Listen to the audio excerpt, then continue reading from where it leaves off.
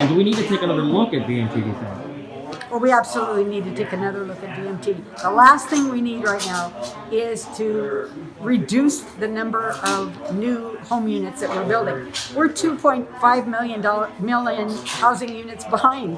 So we absolutely, now if you built 2.5 million units, you'd have families in them tomorrow.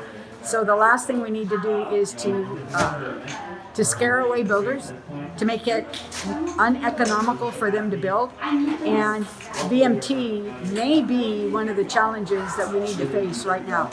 Bottom line is that yes, we need to deal with climate change, but is this the best way to do it? And I'm not really sure. I think we need to put a halt on it, take a look at it, and decide, what we're going to do to encourage housing units to be built, not discouraging them. This is another example of one size does not fit all.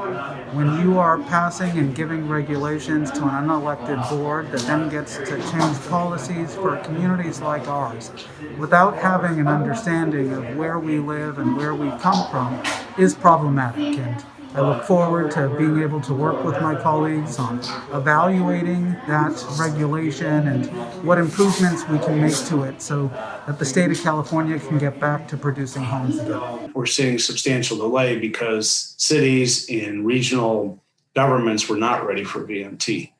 And so we call it the big pause button when a local government hasn't figured out what it wants to do in this new regulation. Which is very complicated and actually contradictory to their existing infrastructure of regulations. The pause button gets hit.